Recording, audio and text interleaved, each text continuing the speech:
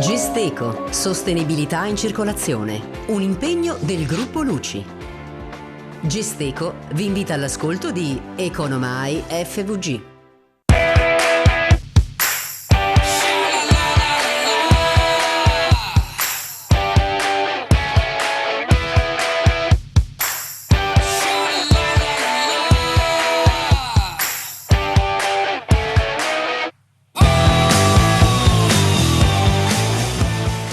Sono agili, scattanti, veloci, spesso giovani e soprattutto compiono dei balzi a livello di fatturato decisamente importanti. Sono le imprese gazzelle del Friuli Venezia Giulia di cui vi parleremo questa sera. Buonasera e ben trovati a questa puntata di Economai FVG. Come vi dicevo, una ricerca della Camera di Commercio di Pordenone e Udine ha fotografato questo fenomeno. Le aziende che negli ultimi 3 anni hanno compiuto un balzo di fatturato del 20% e si sono scoperte delle cose molto interessanti. Di questo parleremo con gli ospiti in studio questa sera, che vi presento subito, a cominciare da Elisa Qualizza, che è la responsabile della statistica del centro studi della Camera di Commercio di Pordenone e Udine, che ha realizzato questa ricerca. Buonasera. Buonasera. E buonasera e bentornato al presidente di ANCE FVG, Roberto Contessi, perché come vedremo il settore delle costruzioni è sicuramente uno dei più interessati da questo fenomeno. Buonasera. Buonasera a tutti. E un altro settore che la fa da padrone è quello tecnologico, dell'innovazione. Allora con noi c'è il direttore del cluster di Tedi, Francesco Contin. Buonasera. Buonasera a tutti. E accanto a lui Giancarlo Cesari, co-founder di Soplaia, una di queste aziende gazzella della nostra regione, e proprio con lui insomma daremo conto di un esempio concreto di quella che è appunto una di queste aziende gazzella. Gazzella perché lo chiediamo a Elisa Qualizza, che ha realizzato questa ricerca. Intanto come è nata, perché avete voluto fotografare questo fenomeno che è sicuramente nuovo e importante, e soprattutto chi sono queste aziende gazzella? Allora, sì, innanzitutto abbiamo guardato ad una definizione Eurostat OCSE che definiva gazzelle, o meglio in inglese appunto definite scale up, quelle imprese che nell'ultimo triennio hanno ottenuto un incremento di fatturato pari o superiore al 20% in ogni singolo anno, il che appunto è una circostanza abbastanza singolare che distingue queste imprese in positivo. Abbiamo provato a utilizzare un nuovo strumento fornito da Infocamere, gli elenchi InfoCenter, e appunto abbiamo estratto i fatturati dall'anno 2017 all'anno 2020 e ci siamo chiesti appunto nella nostra regione quali potessero essere queste aziende. Il totale appunto è di 188 imprese. Queste imprese sono società di capitali perché alla fine sono imprese che depositano i bilanci, quindi noi abbiamo un quadro delle società di capitali e di altre forme giuridiche. All'interno delle società di capitali sappiamo che ci sono prevalentemente SRL, quindi il 77% di queste scale up è una società a responsabilità limitata. Abbiamo per prima cosa indagato quali sono i settori di attività in cui queste società operano e abbiamo scoperto che il settore delle costruzioni, assieme a quello delle attività immobiliari, la fanno da padrone. Tant'è che il 13,8% delle imprese opera in questi settori. Ovviamente la cosa singolare è che queste imprese hanno avuto un ottimo risultato anche nell'anno 2020, perché ovviamente è incluso l'incremento 2019-2020, un anno che è stato ovviamente particolarmente difficile. Ci siamo chiesti se questo risultato fosse dipeso ovviamente anche dall'aiuto del super bonus, ovviamente. Certo, poi vedremo anche questo. Quante erano le imprese che avete analizzato? Insomma, 188 può sembrare un numero piccolo, sì. In realtà comunque considerando quelli che sono i parametri dà un'idea insomma che c'è una certa vitalità. Sì, le imprese analizzate sono 13.785, quindi poco meno di 14.000 e rappresentano la totalità delle imprese, come dicevamo, società di capitali più qualche altra forma giuridica. Parliamo di cooperative, consorzi, ovviamente sono poco rilevanti. La percentuale è quindi dell'1,4%, una percentuale piuttosto bassa. È la prima volta che viene fotografato questo fenomeno nella nostra regione attraverso questo studio? Sì, nella nostra regione assolutamente sì. C'era uno studio uscito sul Sole 24 Ore a livello nazionale, però più datato, risaliva al 2016, quindi ovviamente una delle difficoltà principali è stata quella di non avere uno storico, però ce lo creeremo perché è un fenomeno che sicuramente andremo ad indagare anche nei prossimi anni. Abbiamo sentito, poi ritorniamo da Qualizza, che il settore delle costruzioni è sicuramente quello principale, lo accennava anche Qualizza prima, insomma sicuramente gli incentivi dello Stato in questo settore, il settore della casa, insomma sono molto importanti, i contesti possono aver sicuramente contribuito a far sì che le aziende che lavorano in questo settore, ecco, insomma, crescano in maniera più importante rispetto ad altre. Ma sicuramente per noi il post-Covid è stato un periodo buono, nonostante tutte le preoccupazioni che le aziende avevano, perché un momento di lockdown dell'anno scorso uno non sapeva veramente come pensare di programmare il futuro, ma come capita qualche volta ci sono queste sorprese e invece il nostro settore è ripartito alla grande dopo 10 anni di una crisi abbastanza importante che ha cancellato tutte le medie imprese che il Friuli aveva. E questo un po' è dovuto al fatto che le nostre aziende credo siano sempre riuscite ad operare nonostante il lockdown. Noi siamo tecnicamente stati chiusi veramente pochissimo. Poi una parte sicuramente i bonus hanno favorito e direi che in questo periodo ci sono stati molti appalti anche pubblici nel settore della rigenerazione sismica delle scuole e soprattutto dei gravi fatti alluvionali del Vaia di 2 anni fa. Quindi lì sono arrivati 250 milioni di euro, pertanto quasi tutti appannaggio di aziende locali e pertanto questo sicuramente ha favorito le aziende del posto che hanno tratto linfa, lavori e ovviamente anche aumenti di fatturato. Eh sì, anche perché dobbiamo tenere in conto appunto che l'aumento di fatturato deve avvenire per 3 anni consecutivi, quindi insomma si va a moltiplicare, quindi vuol dire che si deve star bene per un certo periodo, ma non è una cosa abbastanza strutturale diventa, no? Sì, dobbiamo anche tener conto che purtroppo, ripeto, 10 anni di crisi hanno cancellato le medie imprese, quindi se noi ragioniamo che a livello nazionale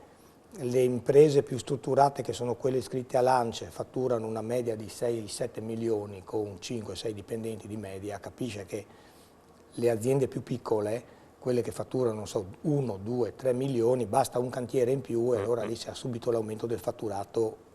notevole. È molto più difficile aumentare un fatturato del 20% se fatturo 30-40 milioni. Infatti, proprio questo voglio chiedere a Qualizza, che tipo di aziende sono, insomma, che cos'è emerso, insomma, che realtà sono queste 188, diversificate come settori e poi vediamo anche quali sono gli altri, però sicuramente sono delle aziende medio-piccole. Sì, principalmente sono delle aziende medio-piccole, però siamo riusciti ad isolare delle realtà che abbiamo definito top scale-up e sono 37 di queste 188 che in realtà partivano da un fatturato di almeno 500.000 euro, quindi tutto sommato una fetta abbastanza consistente ha dei fatturati importanti anche. Sì, assolutamente. E vediamo quali sono gli altri settori. Abbiamo visto le costruzioni, vediamo poi se ci aiuta anche la grafica e quali sono gli altri settori, insomma un po' in una sorta di classifica. Allora, sicuramente abbiamo visto, noi stiamo considerando la classificazione Ateco, quella fornita dall'Istat, quindi abbiamo le costruzioni con il 15,4%, le attività immobiliari che seguono con il 13,8%,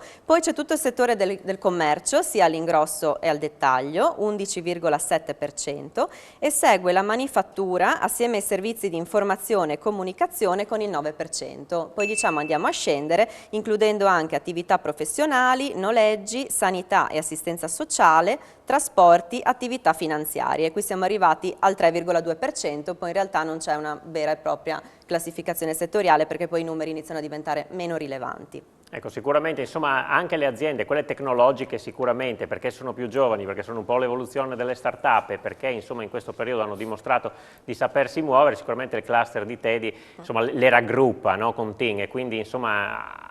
fanno parte di questa ricerca anche imprese che sono, insomma, fanno parte del vostro cluster. Sì,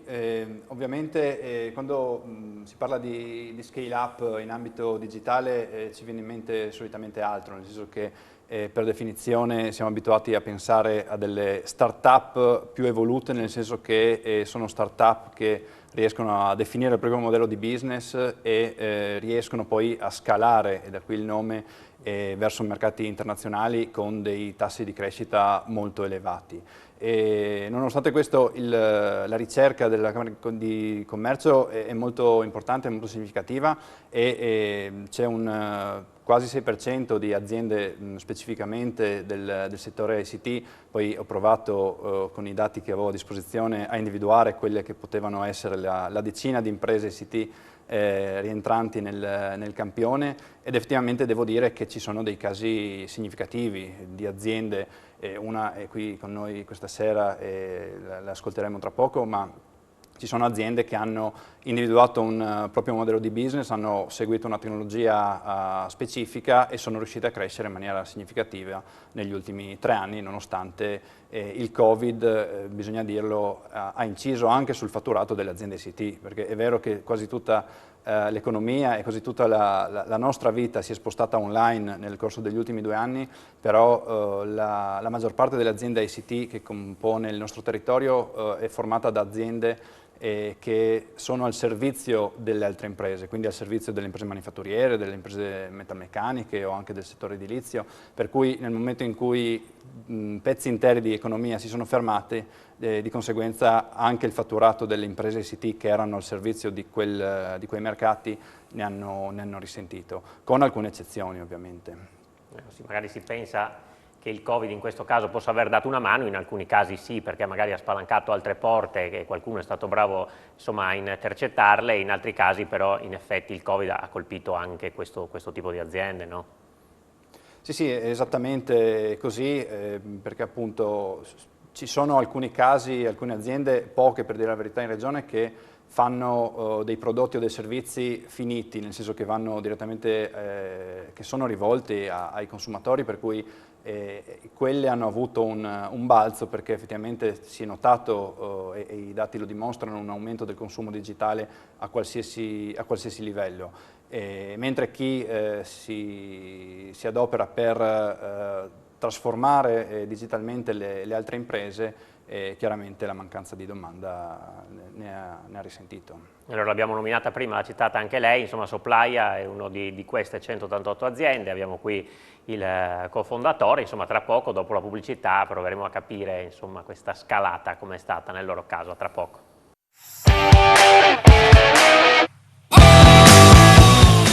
Di nuovo insieme con Economai FVG parliamo delle imprese gazzelle, le scale up, quelle che hanno dimostrato negli ultimi 3 anni di avere dei balzi di fatturato del 20%. Una ricerca della Camera di Commercio di Pordenone Udine ha fotografato questo fenomeno individuando 188 aziende, una di queste l'abbiamo con noi in studio, è la Soplaia, c'è il co-founder Giancarlo Cesarin con noi, insomma io direi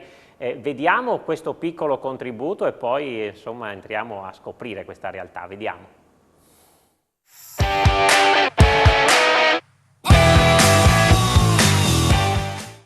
Un sistema brillante e molto interessante. Ci ha dato un ventaglio di prodotti ampio, facile da ordinare. È stata veramente una rivoluzione per quanto riguarda gli ordini e la possibilità di trovare e cercare dei prodotti che normalmente non erano accessibili con così tanta facilità. Soprattutto anche dal punto di vista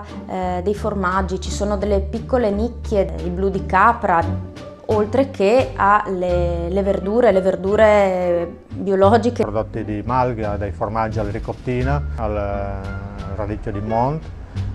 così come può essere la carne, così come possono essere le uova. Tutta una serie di prodotti insomma, biologici, di verdure, dello zafferano di San Quirino, le ricotte di bufala. E quindi noi ristoratori riusciamo a prendere da un fornitore unico delle materie prime che addirittura non sapevamo neanche dell'esistenza, della produzione. Tutto con Soplaia è facile e intuitivo. Le ordinazioni vengono fatte in un'unica piattaforma senza dover contattare più fornitori. C'è un operatore che ti spiega come funziona questa applicazione. Non devo aspettare che arrivi il rappresentante di turno,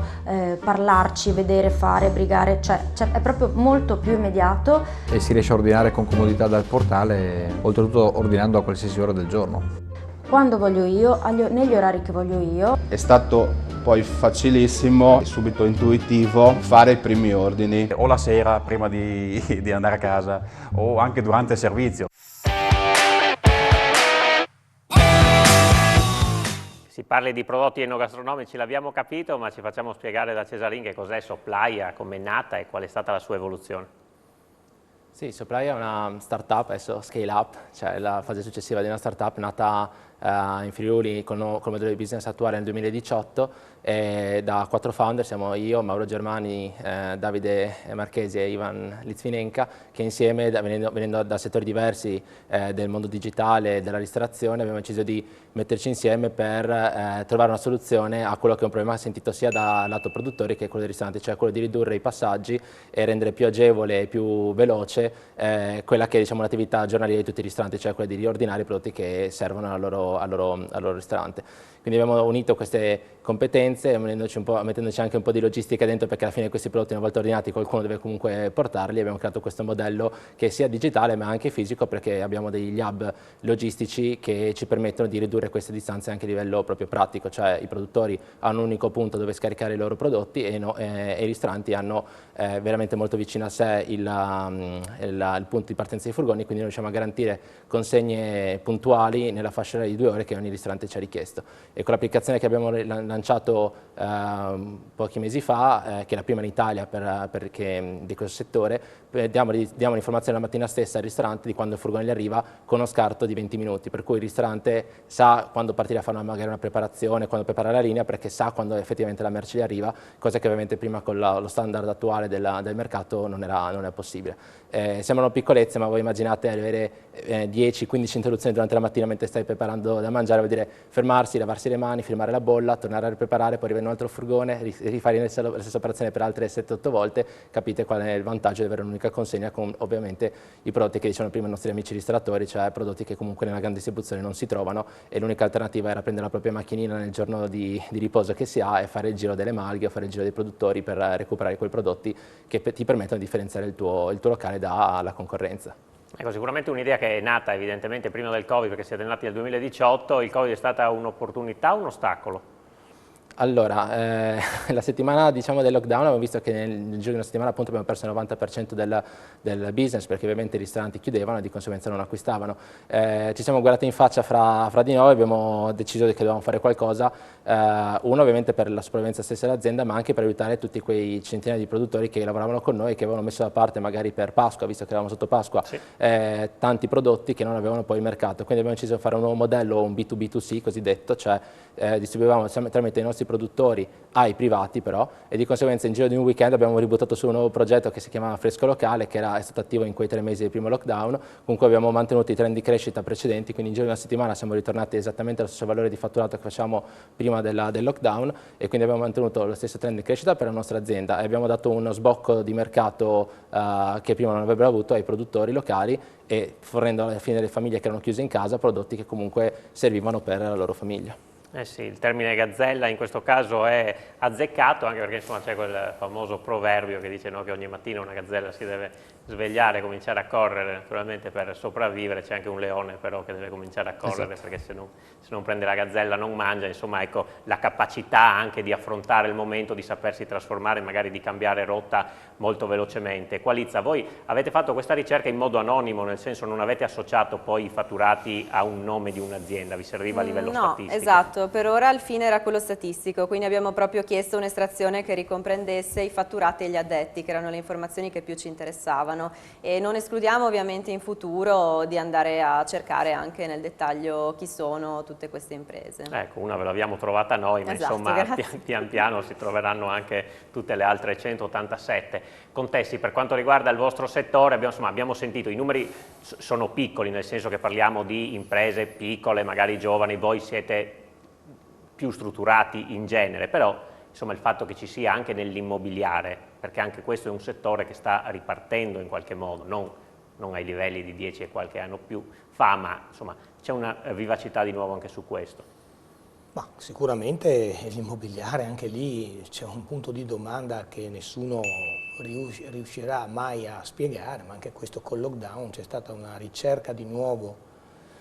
del cliente dell'abitazione in un momento dove uno dovrebbe pensare magari che le disponibilità economiche calano, e invece c'è stato un risveglio notevole. Io non dico che siamo ai livelli di 10 anni fa, ma ci siamo molto vicini. C'è un po' il problema rispetto a 10 anni fa, che l'accesso al credito adesso è un pochettino più complicato, però io dico che, diciamo, sulla piazza di Udine quello che è sul mercato viene venduto abbastanza velocemente. Questo è un trend che è partito con il primo lockdown, dove le persone probabilmente hanno riscoperto che in casa si possono fare delle attività, degli eventi, degli incontri che prima magari si tendeva a fare fuori dalle mura domestiche, no? Ci siamo un pochettino più avvicinati a quello che succede in giro per il mondo, dove le persone magari ricevono più volentieri gli amici in casa perché i costi sono diversi ad andare al ristorante. Da noi fortunatamente andare al ristorante è ancora possibile, e quindi uno probabilmente ha sentito la necessità di avere una casa un attimino più accogliente, con degli spazi che possono essere le terrazze, il giardino, cosa che magari prima non era così fondamentale. E poi c'è anche da tener conto che molti col lavoro agile resteranno a lavorare a casa, con grande sollievo penso per la parte femminile, perché una madre potrà permettersi di far crescere il figlio in casa, magari i primi anni con lei vicino, mentre prima dovevano organizzarsi in altra maniera, quindi anche in questo caso magari la stanza in più aiuta. Fatto sta che se 10 anni fa il pezzo più ricercato era il mini appartamento, oggi è all'ultimo stadio della ricerca, insomma, si tende addirittura quasi a non farli. Sì, anche questo, insomma, il Covid ha sicuramente inciso. Questa è anche un po' la settimana del super bonus, insomma, sono state prorogate queste misure, sono caduti alcuni paletti, alcuni che avevano preoccupato molto, soprattutto nella nostra regione, il limite ISEE di 25.000 euro per esempio per le villette unifamiliari, e sicuramente questo è un impulso in più che sta dando una grande mano al vostro settore. Sì, però si parla molto di cose, bisognerebbe essere più dentro diciamo, al contesto. Io leggo sul giornale cifre che sono veramente fuori da ogni realtà, perché un conto è la richiesta magari del condominio o del privato che chiede di poter ottenere il super bonus, un conto è eseguire il lavoro. Sono lavori specifici dove c'è carenza di manodopera ormai conclamata, pertanto la forza lavoro che c'è sul territorio può produrre 100, più di 100 non produce, anche se ci sono richieste per 500, quindi noi come ANCE stiamo chiedendo che questi dispositivi vengano prorogati e forse anche resi strutturali, perché dare queste incertezze sulle proroghe, dare un anno sì, un anno no, faccio un anno in più, mezzo anno, crea solo la speculazione dei fornitori di materiali che hanno creato un disastro quest'anno conclamato, che molti pagheranno il conto con il bilancio di quest'anno, perché ci sono materiali che sono cresciuti il triplo. Ci sono squadre che vengono a fare dei lavori specifici che ti dicono: guarda che o mi paghi il 30-40% di più, se no prendo e vado da un'altra parte, strappano i contratti, non li rispettano, cioè è un caos. Quindi l'unica cosa per calmierare questo noi riteniamo che sia rendere perlomeno, se non strutturare a lungo termine, questo discorso dei super bonus, perché tanto sono vantaggi che vanno poi spalmati su tutta la popolazione, perché se tutte queste strutture anni 50, 60, 70 andranno a consumare il 50% in meno di energia, e molti che hanno le aziende oggi capiscono cosa vuol dire pagare l'energia al 40, al 50% in più. Certo. E questo è a vantaggio di tutti i cittadini, quindi credo che fare delle norme, delle leggi così a tempo fa ingrassare magari qualcuno e penalizza molti altri, perché si troveranno ingabbiati in una serie di documentazioni, di burocrazia, che poi non riusciranno magari a completare i lavori e perdono tutto. Pertanto noi auspichiamo che il governo capisca che comunque i soldi che mette sul tavolo verranno restituiti con gli interessi, perché con il lavoro, il fatturato, l'emersione dell'illegalità, perché chiaramente se io ho un vantaggio fiscale non vado a cercare l'artigiano oppure la persona che mi viene e mi fa lo sconto se non mi fa la fattura, no? Per dirla in parole chiare. Quindi sarà un'emersione notevole del lavoro nero, che noi stimiamo in un 20-30%, che quindi non sono numeri importanti, e poi c'è tutto l'indotto. Cioè, nel nostro settore non si trova un operaio, cioè ce lo dobbiamo rubare impresa con impresa, siamo ormai stiamo vedendo delle cose che sono inconcepibili per un paese di primo mondo. Certo, l'ultima cosa da dire è che noi ci auguriamo anche che il governo faccia delle norme chiare e che permetta ai committenti di andare a scegliere su un albo di imprese qualificate, perché purtroppo questi numeri qua lo confermano, negli ultimi anni c'è stata una crescita di migliaia di aziende nel nostro settore che però non hanno niente di qualificato, di struttura, di organizzazione. Sfruttano il momento, come tutti sanno, se l'impresa è piccolina tiene aperto 1, 2, 3 anni, poi chiude, apre con un altro nome e crea tutta una serie di problematiche che poi vanno a discapito dei cittadini. Noi riteniamo che il nostro mestiere è un mestiere altamente qualificato e oggi anche tecnologico, quindi deve essere assolutamente riconosciuta la differenza fra un'impresa che ha struttura, storia, qualifica e curriculum contro chi è aperto da 2 giorni e non ha neanche il minimo per andare in cantiere a lavorare. Insomma. Ecco, su questo allora sentiremo anche Lisa Qualizza subito dopo la pubblicità, che ci darà anche altri numeri di questa ricerca tra poco.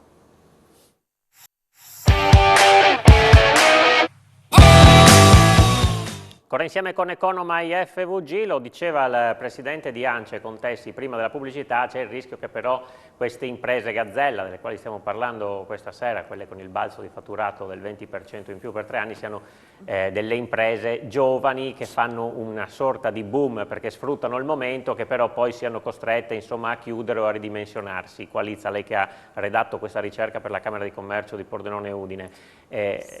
emerge questo dato oppure ci sono anche aziende più strutturate? Ecco, lì in queste 188 realtà qual è la fotografia per rispondere alle considerazioni di Contessi? Allora, il dubbio è fondato ovviamente perché siamo andati a cercare sin da subito la data di iscrizione ai registri delle imprese e abbiamo visto che il 45% delle 188 scale up si è iscritto nel 2016 e nel 2017, che vuol dire che sono appunto imprese di recentissima costituzione, anche perché poi noi abbiamo utilizzato i bilanci dal 2017 al 2020. Poi ci sono anche delle altre imprese che hanno come data di iscrizione dal 2011 al 2015. Queste sono una fetta all'incirca del 25%, quindi un quarto. E in che settore operano queste imprese un po' più datate, diciamo, se avete anche questo dato? In realtà abbiamo provato a fare anche questo ulteriore livello di approfondimento, però non emergevano differenze significative, i settori rimanevano più o meno gli stessi, nonostante filtrassimo in questo modo i dati.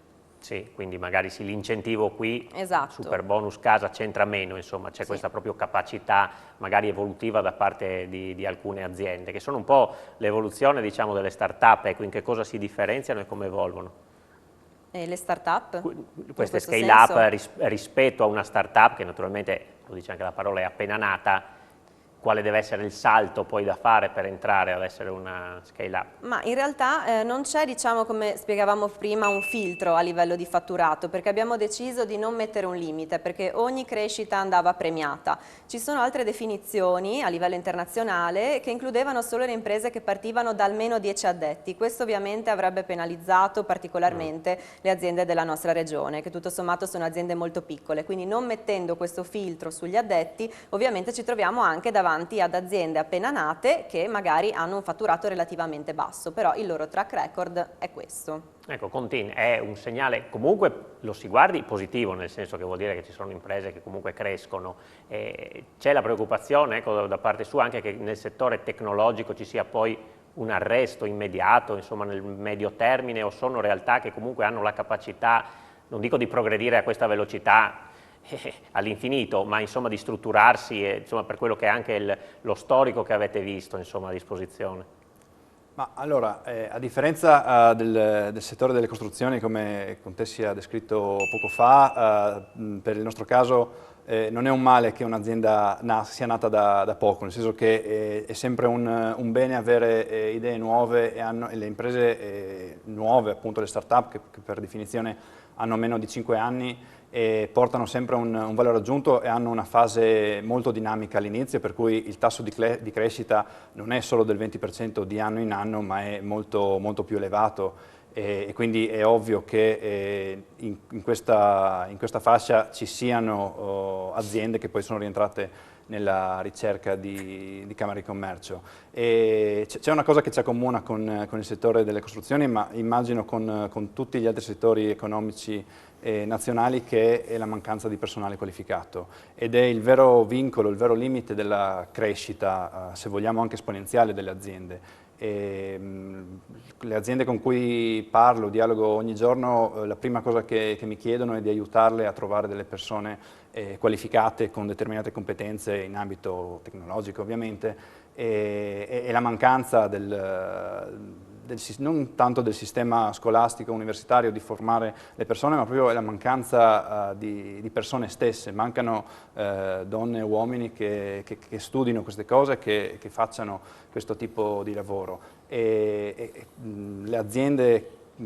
perdono dei lavori, perdono dei contratti o rinunciano a fare determinate evoluzioni perché mancano le persone su cui fare affidamento. E quindi questo è un dato che ci accomuna, ma ho discusso poche settimane fa con altri colleghi di altri settori, e se si parla dalla metalmeccanica o operai specializzati o qualsiasi altro settore in regione, c'è una grande mancanza di personale qualificato. E quindi questo è un limite assoluto nella crescita delle aziende regionali. Ecco, Cesarin, a livello di fatturato qual è stata la vostra evoluzione? Noi abbiamo fatto una decisione fin dall'inizio, cioè go big o go home, come dicono gli americani, cioè abbiamo deciso di puntare tutto sulla crescita e quindi dare un po', tutta l'impostazione aziendale è stata su quella di fare la crescita a doppia cifra ogni anno, e quindi abbiamo fatto una crescita molto spinta dall'inizio, perché ovviamente eravamo piccoli, quindi fare da 2 a 4 è semplice, quindi abbiamo fatto un trend più o meno 300% tra il 2018 e il 2019, nel 2020 abbiamo fatto comunque più 80% e quest'anno chiuderemo con un più 100, più 100 qualcosa per cento, quindi diciamo questo è il trend, ma tutta l'azienda è impostata dall'ultimo ragazzo arrivato a fare lo stagista fino a noi founder su questa impostazione mentale qua. Per questo appunto quando abbiamo visto che c'è il lockdown, anche se dal punto di vista personale potevamo dire boh, ci rallentiamo un attimo, che sono stati degli anni difficili, abbiamo deciso di non fermarci e di inventarci questo nuovo modello. Per quanto riguarda le persone, anche noi abbiamo avuto questa fatica qua, nel momento in cui abbiamo chiuso un round di investimento di 3 milioni e mezzo l'anno scorso con dei fondi di investimento di Milano e di Roma, abbiamo avuto veramente tanta fatica a cercare personale qualificato in dei settori specifici, per cui abbiamo cominciato a fare del marketing non solo per acquisire clienti o acquisire produttori, ma anche per acquisire le persone, e molte sono venute a lavorare da noi, o comunque adesso lavorano quasi tutti da remoto, dall'Emilia Romagna, dalla Toscana, da Roma, quindi di conseguenza abbiamo dovuto andare a attingere a personale da un po' tutte le regioni per sopperire a questa mancanza locale, diciamo così. Sì, diciamo in questo caso lo smart working o il lavoro da remoto per voi insomma è agevolato, nel senso che cambia poco dove lo fate. Certo è che magari avere un team direttamente in casa sarebbe insomma migliore anche per un confronto, anche per un'evoluzione futura, immagino. Sì, abbiamo il nostro headquarter qua a Udine, poi abbiamo 2 sedi logistiche, una a Udine e una a Padova che copre il Veneto, quindi diciamo le persone che devono fare il lavoro fisico ovviamente lavorano in presenza, quelli che hanno possibilità di fare da remoto la maggior parte del tempo il proprio lavoro lavorano da remoto, e ci troviamo nei momenti importanti per cui gli spostamenti sono ridotti al minimo, sia per questione di Covid ma anche e soprattutto di produttività, perché ovviamente abbiamo visto che lavorando da casa, non dovendo perdere tempo negli spostamenti, la produttività aumentava, e quindi è stata una scelta che al di là di lockdown piuttosto che limitazioni che quest'estate erano quasi nulle, abbiamo deciso di lavorare il più possibile da casa per questo momento, anche per agevolare l'accesso ai talenti o comunque al personale più in linea con la job description che avevamo in quel momento lì per quella posizione. Se non sbaglio avete anche vinto dei premi importanti, insomma dei riconoscimenti, no?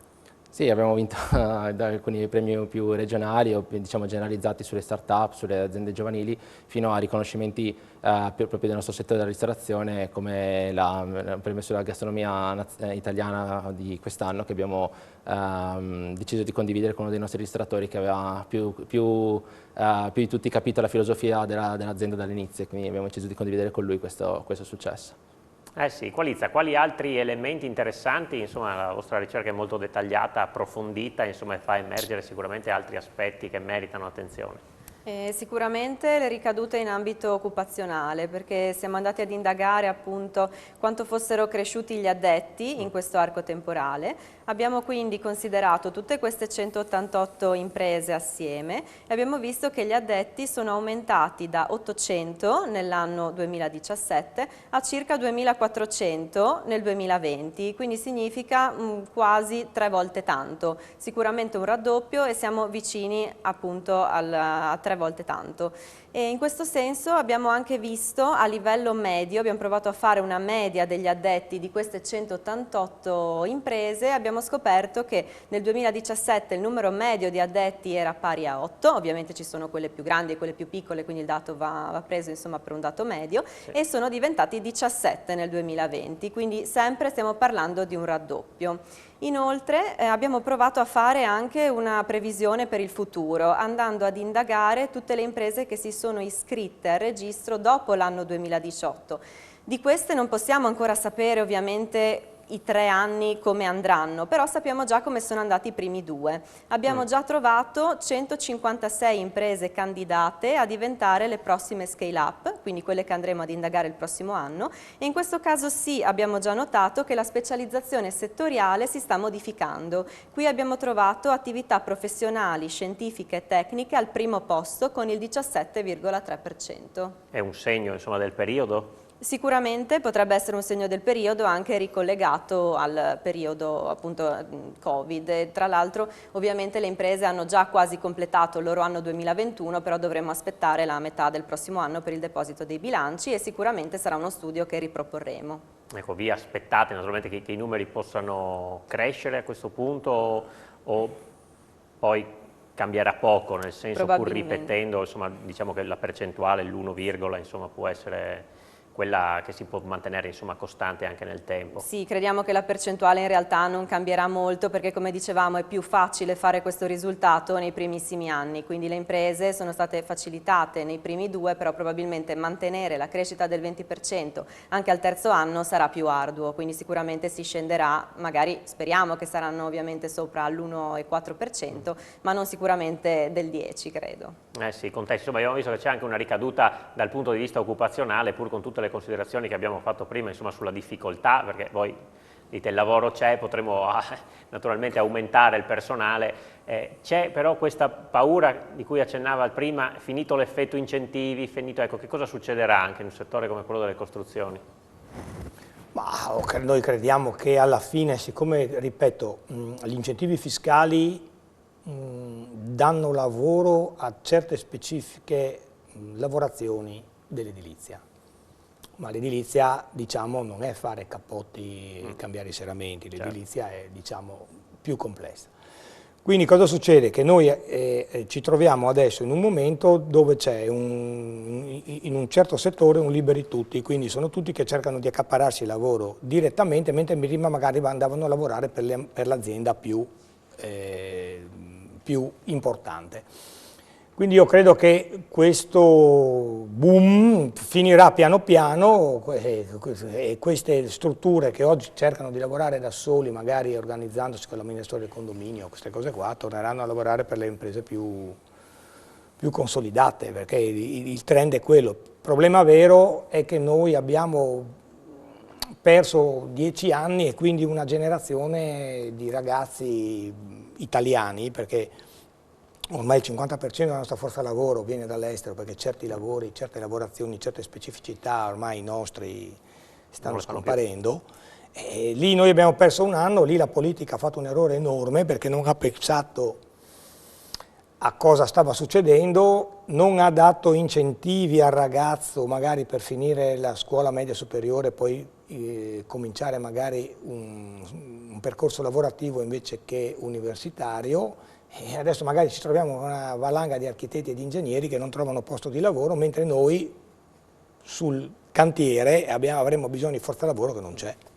Sì, questa è una considerazione purtroppo molto importante perché le cose potrebbero andare ancora meglio e purtroppo questa è una limitazione come il costo delle materie prime, magari poi facciamo un passaggio anche su questo, ci fermiamo per l'ultima pausa pubblicitaria e poi sentiamo anche altre novità nella ricerca, insomma sul fronte stranieri, proprio visto quello che diceva Contessi adesso e sul fronte anche delle scale up femminili, a tra poco.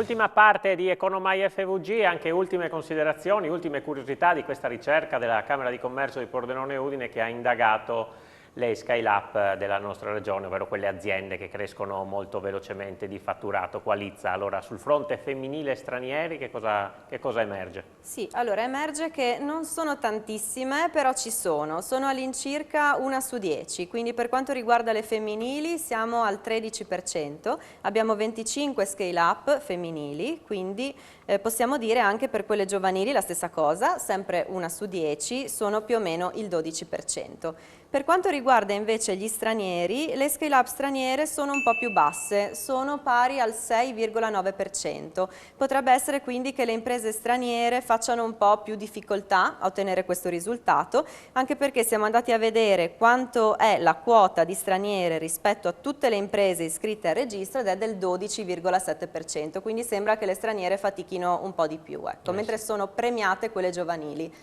Quelle giovanili che tipo di aziende sono?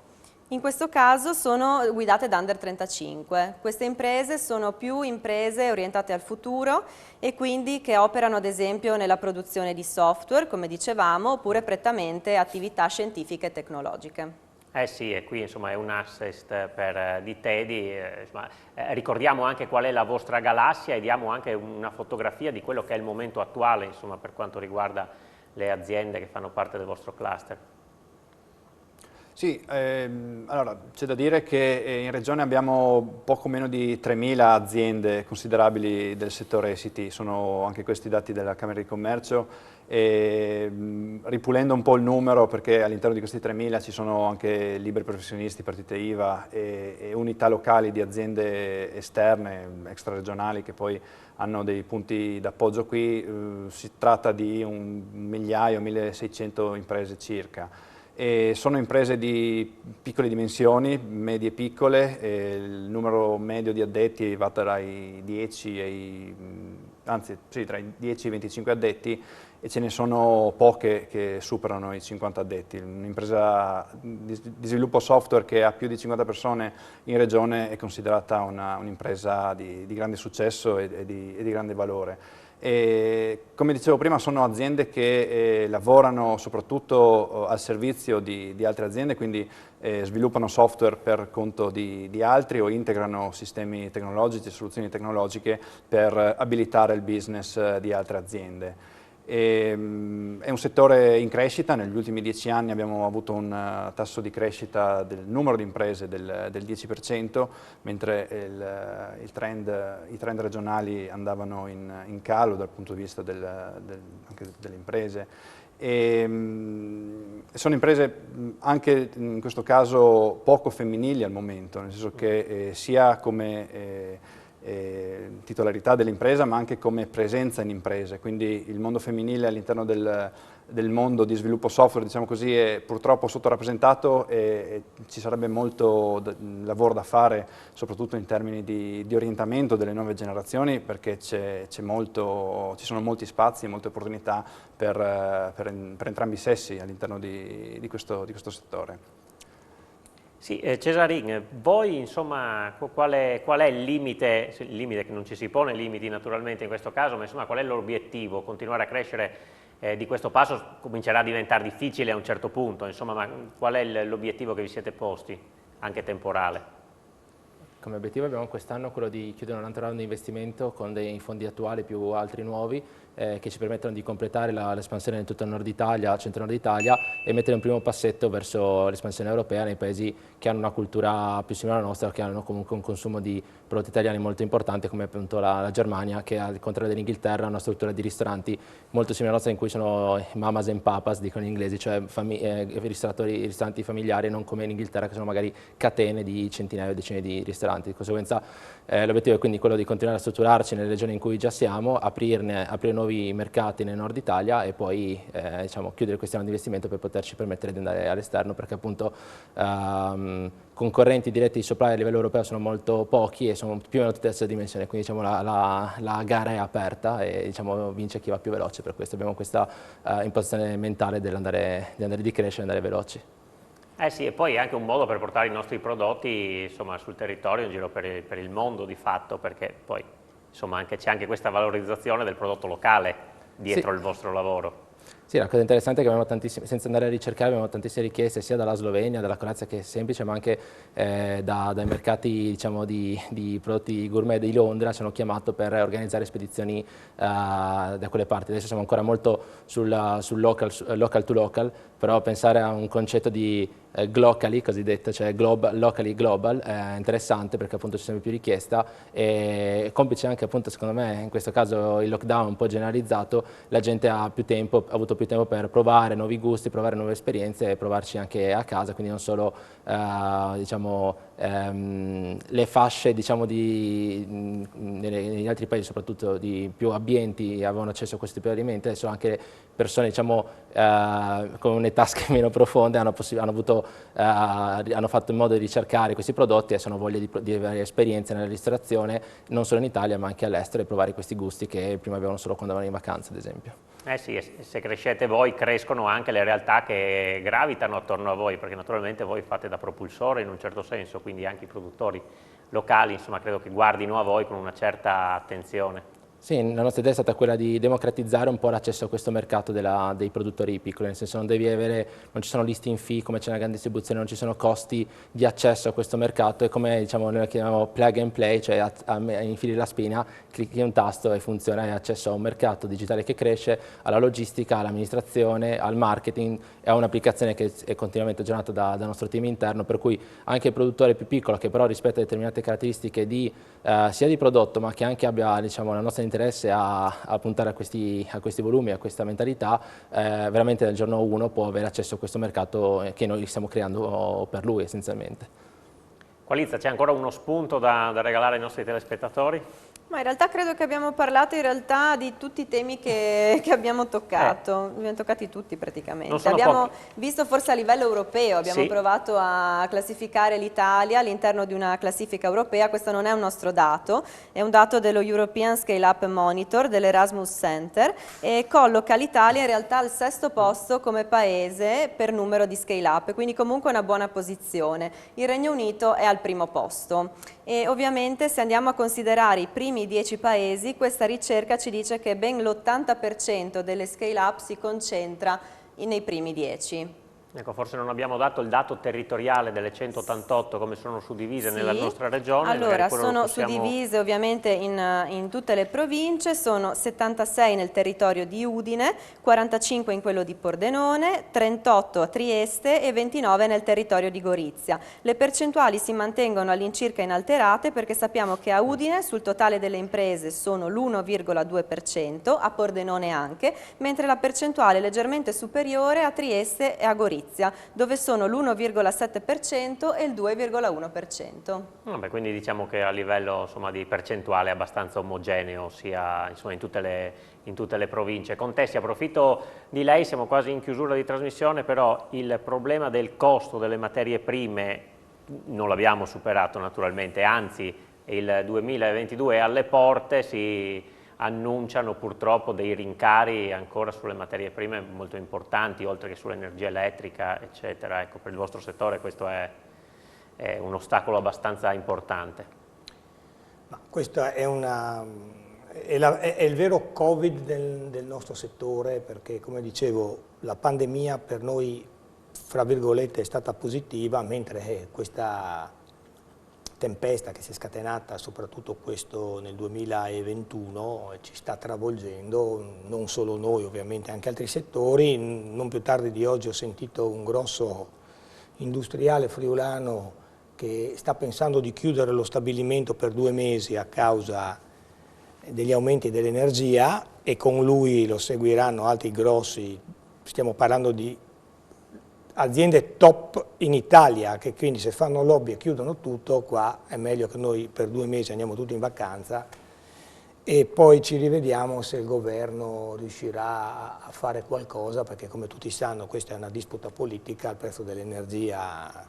siccome è un monopolio, ognuno decide di mettere il prezzo che vuole e tu che la devi usare sei costretto a pagarla, se no ti staccano la corrente. Ma detto questo,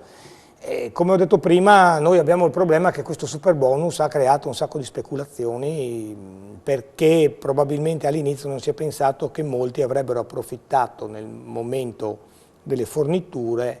dato che i tempi erano stretti, di marciarci un poco sopra. Adesso il problema è nazionale e speriamo che chi ci governa riesca a trovare qualche soluzione, anche perché, non so, faccio un esempio, sono materiali che in Italia non si trovano, basta andare in Slovenia o in Austria, sono pronta consegna. Quindi, tipo? Non so, i cappotti, gli isolanti,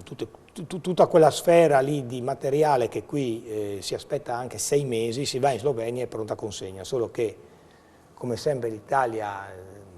c'ha la burocrazia che incide, quindi da noi il materiale deve avere il famoso timbro CAM, che se solo in Italia, non c'è in Slovenia, anche se il prodotto è identico e quindi tu non lo puoi usare, se no perdi il bonus fiscale.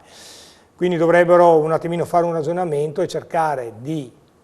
dare delle regole per impedire a quelli che in questo momento qua stanno approfittando delle varie problematiche che si sono sviluppate con le tempistiche e anche con la mancanza di manodopera, per porre freno a questo, perché veramente stiamo perdendo un treno che, se non lo governiamo bene, ci darà dei danni in futuro notevoli. Sì, siamo in chiusura, continui rapidissimo per chiudere. Sulle nuove nascite all'interno del vostro cluster stanno continuando ad arrivare nuove realtà, immagino. Sì, il mercato è sempre dinamico e ci sono molte realtà, tante anche che escono dalle università, dai centri di ricerca regionali, e quindi start-up molto tecnologiche, molto verticalizzate su alcune tecnologie specifiche, che mi aspetto di trovare in queste classifiche nei prossimi anni, perché appunto è dimostrato che le aziende tecnologiche che prendono un dominio e che sviluppano a fondo una tecnologia e tutto il potenziale che questa tecnologia ha, crescono notevolmente indipendentemente dagli altri mercati e hanno delle crescite esponenziali, per cui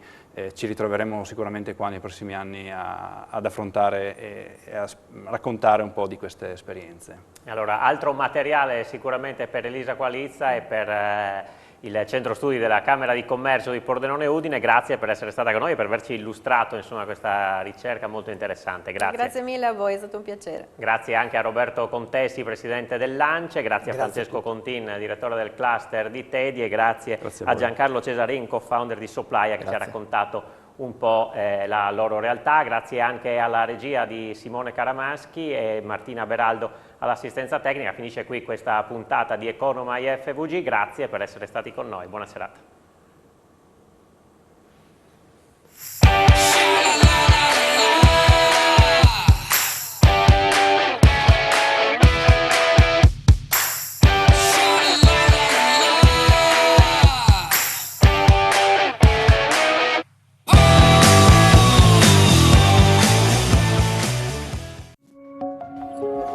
Gesteco, sostenibilità in circolazione, un impegno del gruppo Luci.